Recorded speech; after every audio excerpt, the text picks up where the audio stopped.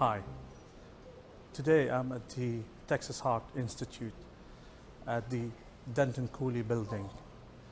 I will be interviewing a world-renowned giant and pioneering surgeon, Dr. Denton Cooley. The title of the interview is going to be The Cooley's Touch. As you all know, Dr. Cooley is a renowned surgeon, a pioneering surgeon, who was the first to do a heart transplantation in the United States. He was also the first to implant an artificial mechanical heart. Dr. Cooley's legacy extends beyond the walls of this institute. It actually fundamentally lies in the hearts of the many patients he saved with the Cooley's touch.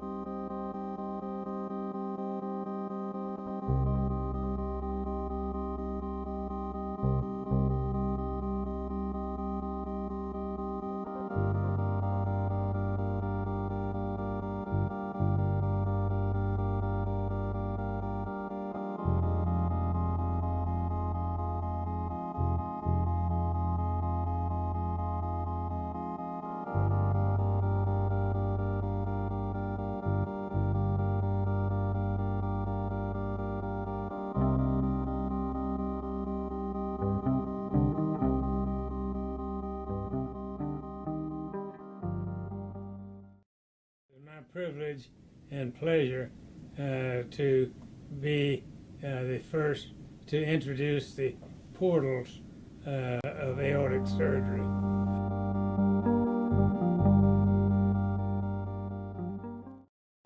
Dr. Cooley, I'm humbled, I'm profoundly honored to spend some time with you today.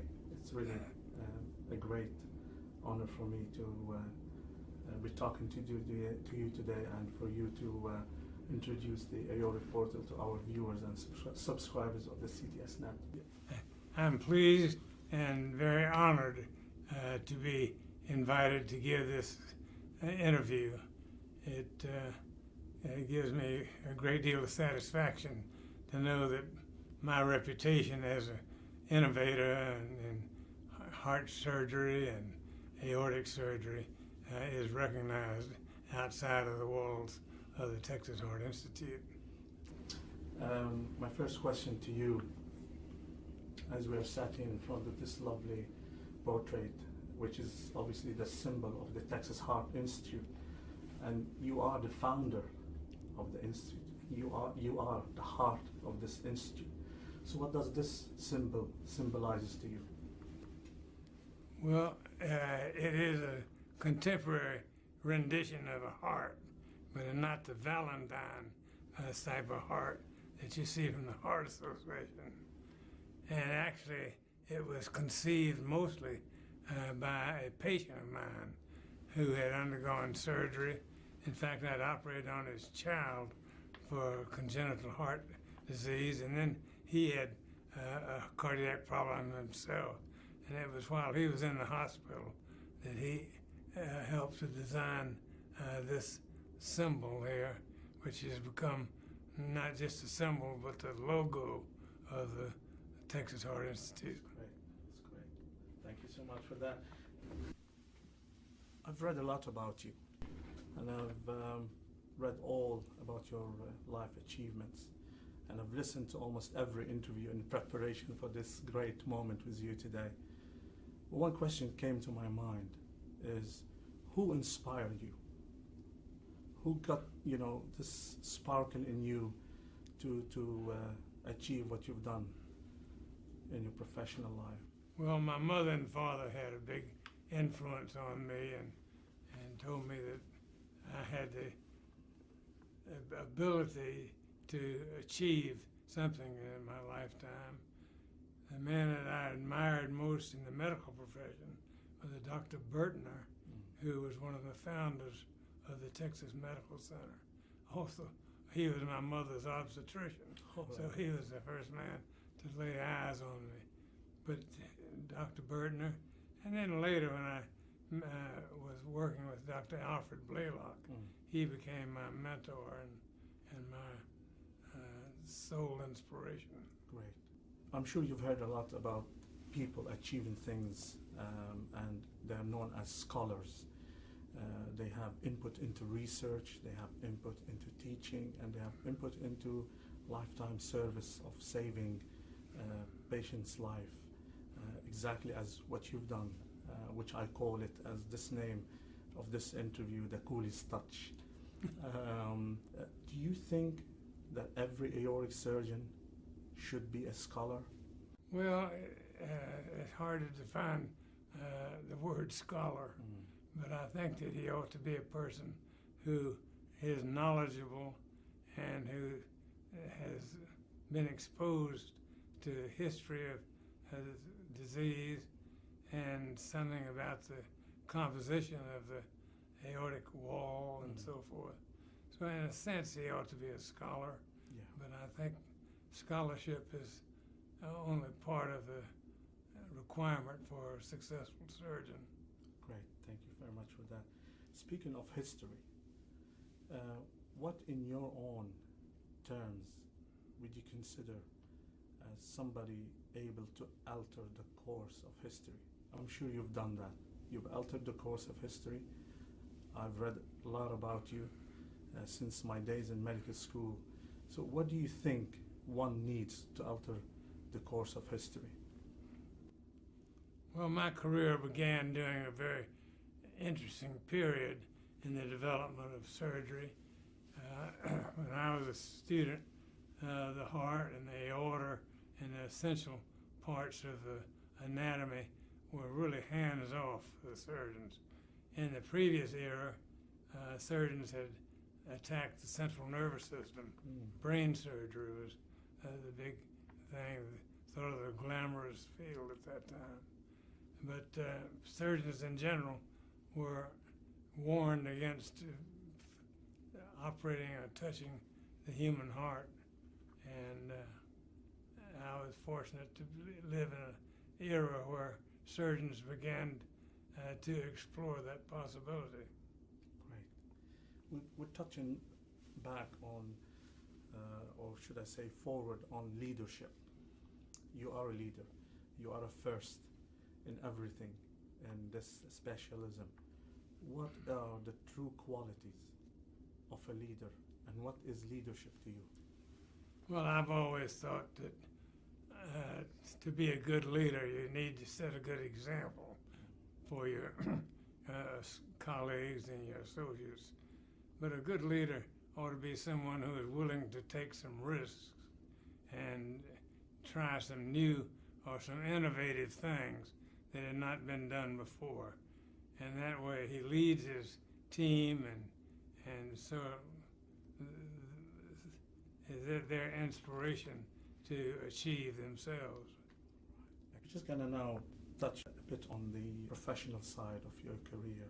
My first question, which I put in front of you today, is what are your ups and downs in your professional career? Well, no question when my ups occur when I achieve something unusual or innovative in the operating room, or some challenging lesion, such as a rupturing aneurysm, and to treat it aggressively and with success. My downs are just the opposite, when I fail to be able to achieve success, and the death of a patient is under my care is always a very depressing experience. Great. We're going to come down to the modern way of aortic surgery and how they are measured. What do you think, or what are the things that an aortic surgeon should be measured with? A good surgeon, whether he's aortic or otherwise, should be dexterous, have some ability with his hands to do what he wants to do. And but I think that he needs to know the anatomy and the physiology of the human body and be in command of any situation that might arise during a surgical operation. Can you give us an example of a surgical situation that you were faced with and that you had, tackled in your own elaborate way of skills and being a dexterous surgeon? Well, the only recollection that I have back in my youth, actually, as a surgeon, I was helping a surgeon who had a handicap of his own, and the aneurysm of the ascending aorta ruptured, and he could not control it because he had a bad hand. Right. And I was able to control the bleeding with my two hands, and that was the first experience I had with an acute situation in a patient who would have died on the operating table had I not been able to control the bleeding. Right. If you may, talk us through aortic surgery from its offspring days to the current era. What do you think has changed? I think surgeons have become more courageous in attacking the aorta, and it's almost become a specialty now. Surgeons identify themselves as aortic surgeons. That's right. And many surgeons around the country and the world today who are very proud of their interests and achievements in aortic surgery. Excellent. So, coming to the innovation part of this specialty that you mentioned, what is the greatest innovation you've heard of now? Well, the use of cardiopulmonary bypass. We can bypass the essential parts of the circulatory system, and we can substitute for it with a pump oxygenator and isolate the lesion which needs treatment. And when you add to that hypothermia, or reducing the patient's temperature to a point where you can arrest all circulation for a period of 20 to 30 minutes, and a lot can be accomplished in that period of time. And with the combination of cardiopulmonary bypass and the use of deep induced hypothermia, surgeons can get access to the more critical parts of this aortic surgery. Would you have done anything different in your career? I mean, I know this is a brave question, but I needed to ask. Would you have done anything different? Well, I'm not sure what that would be. There was a change in my life. I had competition with my senior surgeon, Dr. Michael DeBakey, and I had the courage to resign from his service to go on my own, because at a time when I felt that he was more an obstacle than a leader in what I wanted to achieve. So that was sort of a change in my life. But I've always maintained a position in academia. I've always been part of an institution, and I've always emphasized keeping a good address. I've never been out in a small cottage sort of a office. I'm in an institution, either medical school or a hospital or even an institute like the Texas Heart Institute. So I have kept myself in a teaching role. Coming to the science part, there is a lot of talk about the gene modification, gene therapy. Do you think there is a role of gene therapy for aortic aneurysm as a screening tool, or as even therapy as an application to patients? Well, gene therapy is more or less in its infancy now, and scientists and surgeons are trying to see if they can use the genetic knowledge that we have achieved now to change the genetic composition in individuals.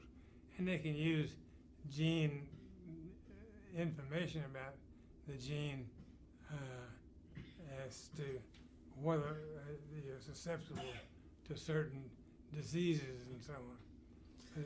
As I say, it is very much like the interest in stem cells today. It's one of those challenging Yes. things that may prove very useful or may prove a very limited use in the future Sure. delivery of health care. Sure. There will be a lot of trainees who will be listening to this interviews. A lot of people who, like myself, aspire and look at you as a role model to follow. What would you say to them today? I would say that I had my career, fortunately, during a very important era in healthcare, and with the attack on the human heart and major blood vessels like the aorta. But that even though we have opened up a new era, there are many things, many things to be solved in the future, and hopefully the next generation of surgeons will participate in preventive measures which might forestall the onset of arteriosclerosis and other conditions which affect the human circulation.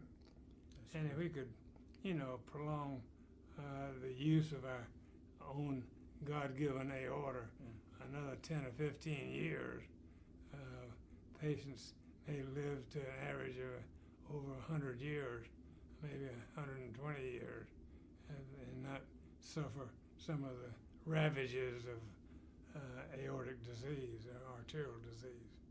That's very nice. My final question to you, Dr. Cooley, today is,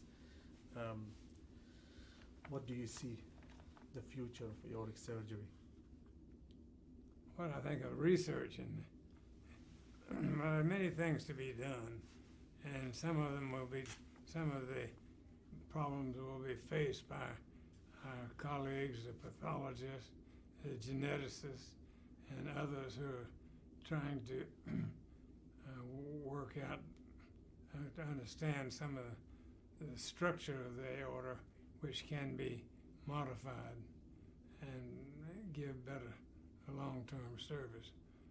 I think that basic science is important, but it is expensive to do a lot of basic research, and I think that we as surgeons have to cope with the problems as they arise and take care of the patient from a clinical standpoint. Do you think there is a role for endovascular therapy or open aortic repair? Would it be surmounted or overtaken by endovascular approaches? I think endovascular surgery will always have a place in the treatment of circulatory disease, either arteries or the veins. But I think as time goes by, we will see an increasing number of complications of endovascular surgery. Some of the stents which are implanted now will have problems over the next few years when it becomes detached from their places of attachment, and we'll see some problems which will arise.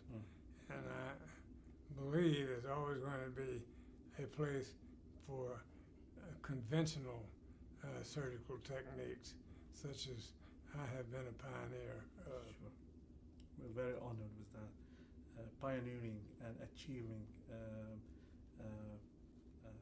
career that you've had. We've all learned from it, and I'm truly thankful and grateful for this opportunity to have had a chat with you about aortic surgery, about the Cooley's touch, which we were all blessed with it. Thank you very much for the time. Thank Dr. you. Cooley. Thanks a lot.